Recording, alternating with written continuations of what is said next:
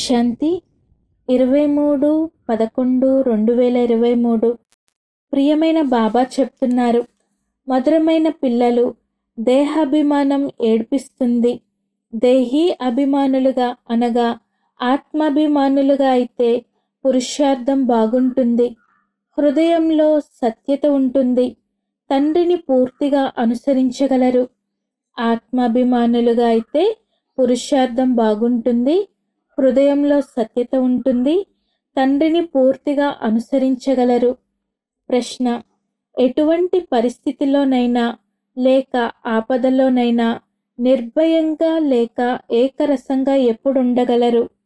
ఎటువంటి పరిస్థితిలోనైనా లేక ఆపదలోనైనా నిర్భయంగా లేక ఏకరసంగా ఎప్పుడు ఉండగలరు? జవాబు: ఎప్పుడైతే డ్రామా జ్ఞానంపై పూర్తి నిశ్చయం ఉంటుందో అప్పుడు స్థితి నిర్భయంగా లేక ఏకరసంగా ఉంటుంది. ఎప్పుడైతే డ్రామా జ్ఞానంపై పూర్తి నిశ్చయం ఉంటుందో అప్పుడు స్థితి నిర్భయంగా లేక ఏకరసంగా ఉంటుంది. ఏ ఆపద వచ్చినా ఇది డ్రామాలో నిర్ణయమై ఉందని అంటారు. కల్ప క్రితము కూడా దీనిని దాటారు. ఇందులో భయపడే మాటే లేదు. కానీ పిల్లలు మహావీరులుగా అవ్వాలి. ఎవరైతే తండ్రికి పూర్తి సహయోగ సుపుత్రులై ఉంటారో, తండ్రి హృదయాన్ని అధిరోహించి ఉంటారో అటువంటి పిల్లలే సదా స్థిరంగా ఉంటారు. వారి స్థితి ఏకరసంగా ఉంటుంది. పాట: ఓ దూరపు యాత్రికుడా. ఓం శాంతి. వినాశ సమయంలో కొంతమంది మిగిలిపోతారు. రాముని సైన్యము మరియు రావణుని సైన్యము, రెండు సైన్యాల నుండి కొందరు తప్పకుండా మిగులుతారు.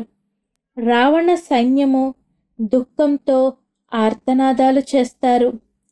ఒకటేమో మేము జతలో వెళ్ళలేదని మరియు అంతిమ సమయంలో చాలా కష్టాలు కలుగుతున్నాయని త్రాహి త్రాహి అనగా అయ్యో అయ్యో అంటూ ఉంటారు. పిల్లలైన మీలో కూడా అనన్యమైన వారే వినాశనాన్ని చూసేందుకు అర్హులుగా ఉంటారు. వారే ధైర్యంగా ఉంటారు. బాబా చెప్తున్నారు, పిల్లలైన మీలో కూడా అనన్యమైన వారే వినాశనాన్ని చూసేందుకు అర్హులుగా ఉంటారు. వారే ధైర్యంగా ఉంటారు. ఉదాహరణానికి అంగదుడు స్థిరంగా ఉన్నాడని అంటారు కదా. వినాశనాన్ని పిల్లలైన మీరు తప్ప ఇంకెవరూ చూడలేరు. ఆపరేషన్ జరిగే సమయంలో ఎలాగైతే కొందరు చూస్తూ నిల్చోలేరో అలా అందరూ త్రాహి త్రాహి అంటూ ఉంటారు. ఇది మీరు ఎదురుగా చూస్తూ ఉంటారు. హాహాకారాలు జరుగుతూ ఉంటాయి. మంచి అనన్యమైన పిల్లలు, బాబాకు సహయోగి సుపుత్రులైన పిల్లలుగా ఉన్నవారే తండ్రి హృదయాన్ని అధిష్ఠిస్తారు. బాబా చెప్తున్నారు, మంచి అనన్యమైన పిల్లలు, బాబాకు సహయోగి సుపుత్రులైన పిల్లలుగా ఉన్నవారే తండ్రి హృదయాన్ని అధిష్ఠిస్తారు. హనుమంతుడు ఒక్కరు మాత్రమే కాదు, అందరూ హనుమంతులే. మహావీరుల మాలే ఉంది. రుద్రాక్ష మాల కూడా ఉంటుంది కదా. రుద్ర భగవంతుని మాల ఏదైతే ఉందో దాని పేరే రుద్రమాల. రుద్రాక్ష చాలా విలువైన బీజము. రుద్రాక్షలో కూడా కొన్ని అసలైనవి, కొన్ని కృత్రిమమైనవి ఉంటాయి. అదే మాల 100 రూపాయలకి కూడా దొరుకుతుంది. అదే మాల 2 రూపాయలకి కూడా దొరుకుతుంది. ప్రతి వస్తువులోనూ అలా ఉంటుంది. తండ్రి వజ్ర సమానంగా తయారు చేస్తారు. దానితో పోలిస్తే అన్నీ కృత్రిమమైనవే. సత్యమైన పరమాత్ముని ముందు మిగిలినవన్నీ అసత్యమైనవే, పైసాకు పనికిరానివే. ఒక సామెత కూడా ఉంది కదా, సూర్యుని ముందు చీకటి ఎప్పుడూ దాగి ఉండలేదు. ఇప్పుడు వీరు జ్ఞాన సూర్యులు. వారి ముందు అజ్ఞానం ఎప్పుడూ దాగి ఉండజాలదు. మీకు సత్యమైన తండ్రి ద్వారా సత్యము లభిస్తోంది. తండ్రి అయిన సత్యమైన ఈశ్వర్ని గురించి మనుష్యులు చెబుతున్నదంతా అసత్యమేనని మీకు తెలుసు. ఇప్పుడు మీకు గీతా భగవానుడు శివుడని, దైవీ గుణాలు గల దేవత అయిన కృష్ణుడు కాదని తెలుసు. ఈ నిజాన్ని పిల్లలైన మీరిప్పుడు అర్థం చేయిస్తారు. ఇప్పుడిది సంగమ యుగము. మళ్ళీ సత్యుగం తప్పకుండా వస్తుంది. శ్రీకృష్ణుని ఆత్మ ఇప్పుడు జ్ఞానం తీసుకుంటుంది. కానీ అతడు జ్ఞానం ఇస్తాడని మానవులు భావిస్తారు. ఎంత తేడా ఏర్పడింది! వారు తండ్రి, తాను పుత్రుడు. తండ్రి పేరుని పూర్తిగా అదృశ్యం చేసేశారు. పుత్రుని పేరు వేసేశారు. పోను పోను చివరికి సత్యమే నిలుస్తుంది. మొదటి ముఖ్యమైన విషయమే ఇది. సర్వవ్యాపి అని ఎందుకు అర్థం చేసుకున్నారు అని బాబా అడుగుతున్నారు. ఎందుకంటే గీతలో కృష్ణుని పేరు వేసేశారు. ఈ విషయాలు మీకు మాత్రమే తెలుసు. శ్రీకృష్ణుడు మరియు దేవీ దేవతలయ్యే ఆత్మలు ఎవరైతే ఉన్నారో వారు 84 జన్మలు పూర్తిగా తీసుకున్నారు.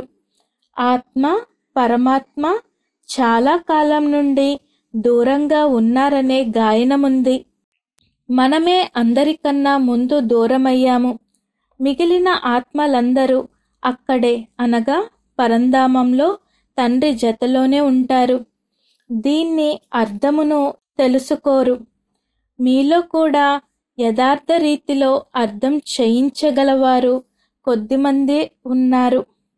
దేహ అభిమానము చాలా ఏడిపిస్తుంది.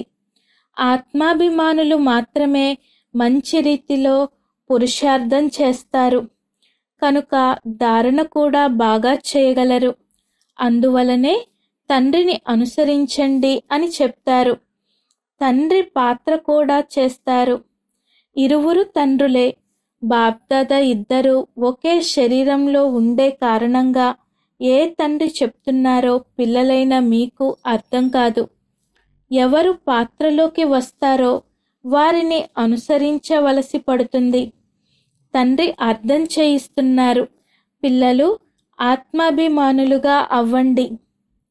చాలా మంది మంచి పిల్లలు కూడా తండ్రిని స్మృతి చెయ్యనందున దేహ అభిమానంలో ఉన్నారు.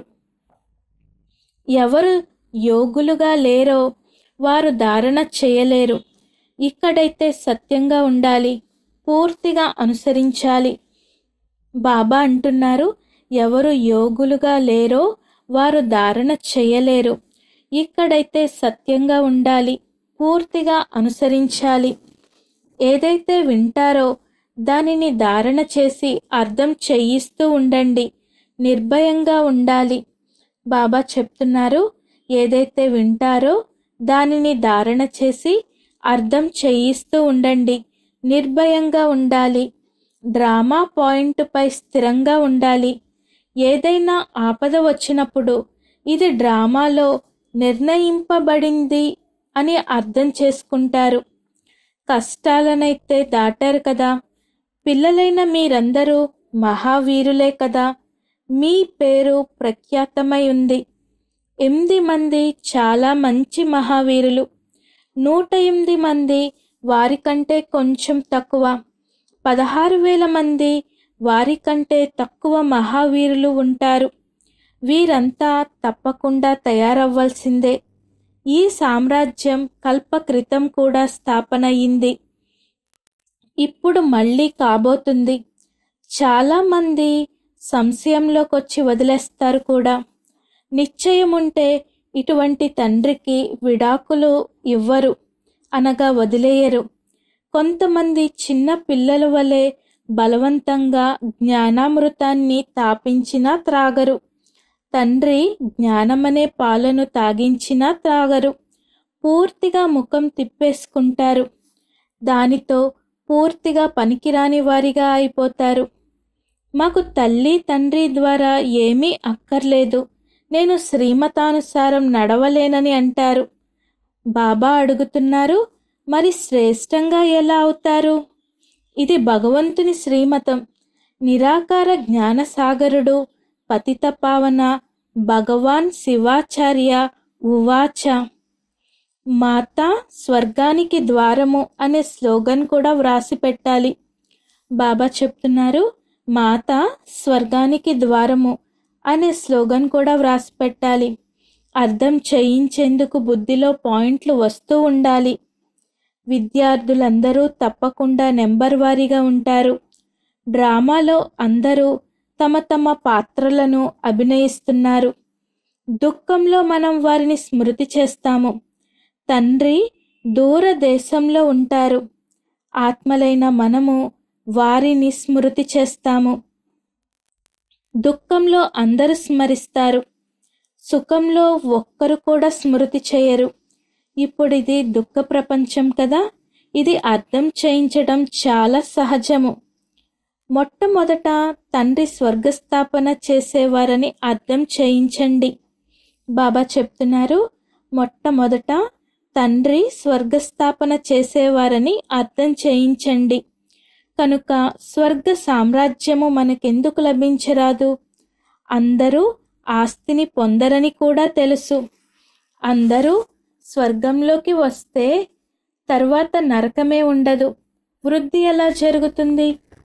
భారతదేశము అవినాశీ ఖండము అనగా లేక అవినాశీ తండ్రి జన్మస్థానము. భారతదేశమే స్వర్గంగా ఉండేది. 5000 సంవత్సరాల క్రితము భారతదేశం స్వర్గంగా ఉండేదని మనం సంతోషంగా చెప్తాము. తప్పకుండా స్వర్గాధికారులు చిత్రాలు కూడా ఉన్నాయి కదా. క్రీస్తుకు 3000 సంవత్సరాల క్రితము భారతదేశం స్వర్గంగా ఉండేదని కూడా అంటారు. తప్పకుండా భారతదేశంలోనే సూర్యవంశీయులు, చంద్రవంశీయులు ఉండేవారు. చిత్రాలు కూడా వారివే. ఎంత సహజం! బుద్ధిలో ఈ జ్ఞానం నడుస్తూ ఉంటుంది. బాబా ఆత్మలో ఉన్న ఈ జ్ఞానాన్ని ఆత్మలైన మనకు కూడా ధారణ చేయించారు. వారు జ్ఞానసాగరులు. ఈ ప్రజాపిత బ్రహ్మ ద్వారా నేను రాజయోగాన్ని నేర్పిస్తున్నాను. దీని ద్వారా మీరు రాజాది రాజులుగా అవుతారని కూడా చెప్తున్నారు. తర్వాత ఈ జ్ఞానము ప్రాయలోపమైపోతుంది. మీకిప్పుడు మళ్ళీ జ్ఞానం లభిస్తుంది.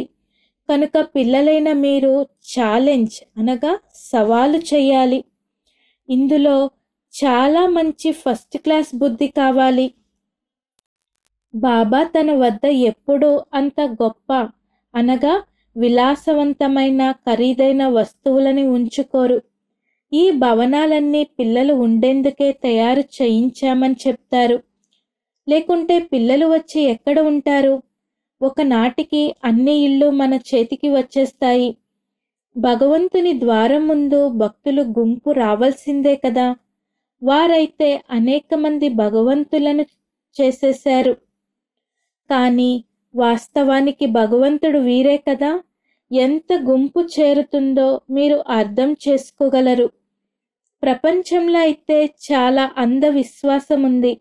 మేళాలు జరిగితే ఎంత గుంపు వస్తారు. అప్పుడప్పుడు పరస్పరంలో జగడాలు కూడా జరుగుతాయి. ఆ గుంపులో తొక్కిసలాటలో అనేక మంది చనిపోతారు. చాలా నష్టం వాటిల్లుతుంది. ఈ స్వదర్శన చక్రం చాలా బాగుంది. స్లోగన్ కూడా తప్పకుండా వ్రాయాలి. చివర్లో మాతల ముందు అందరూ తలవంచాల్సిందే. శక్తుల చిత్రాలను ఆ విధంగా తయారు చేస్తారు. తండ్రి పిల్లల కొరకు జ్ఞాన అస్త్రాలను తయారు చేయిస్తారు. ఇవన్నీ రుజువు చెయ్యమని అంటారు. అది సహజం. భక్తులు భగవంతుని స్మృతి చేస్తారు. సాధువులు భగవంతునితో కలవటానికి సాధన చేస్తారు. గాడ్ను తండ్రి అని అంటారు. మనమంతా వారి సంతానం. సోదరత్వము అని అంటారు కదా. చైనీయులు, హిందువులు సోదరులు అని అంటారు. అంటే తండ్రి ఒక్కరే కదా. శారీరక రూపంలో సోదరీ సోదరులుగా అవుతారు. వికార దృష్టి ఉండజాలదు. ఇది పవిత్రంగా ఉండేందుకు యుక్తి. తండ్రి కూడా చెప్తున్నారు, కామము మహాశత్రువు. కానీ ఎవరైనా అర్థం చేసుకుంటే కదా. భగవంతుడు సర్వుల పిత అనునదే ముఖ్యమైనది. తండ్రి స్వర్గస్థాపన చేస్తున్నారంటే తప్పకుండా ఆస్తి లభించాలి కదా. ఆస్తి ఉండేది ఇప్పుడు పోగొట్టుకున్నారు. ఇది సుఖదుఖాల ఆట. ఇది బాగా అర్థం చేయించాలి. ఇది సుఖదుఖాల ఆట. ఇది బాగా అర్థం చేయించాలి. మాతేశ్వరి గారి మధుర మహావాక్యాలు. తమోగుణి మాయ యొక్క విస్తారము. తమోగుణి మాయ యొక్క విస్తారము. సతోగుణి, రజోగుణి, తమోగుణి అని 3 శబ్దాలు వాడుతూ ఉంటాము.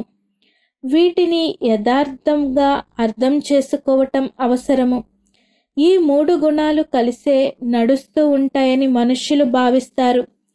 కానీ వివేకము ఈ 3 గుణాలు కలిసి నడవవని చెప్తుంది.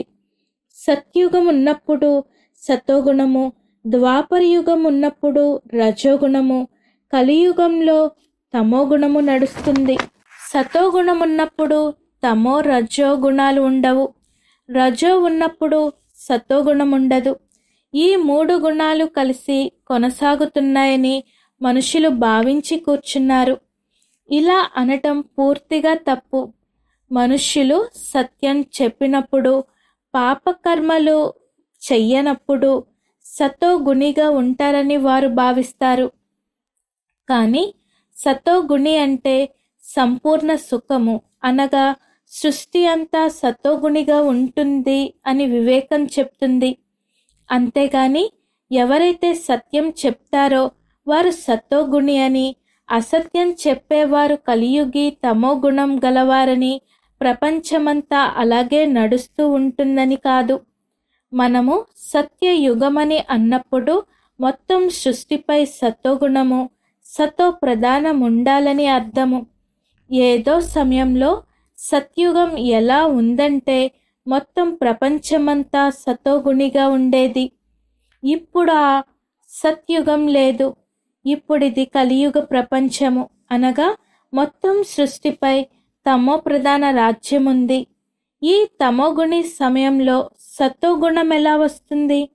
ఇప్పుడిది గాఢాంధకార సమయం.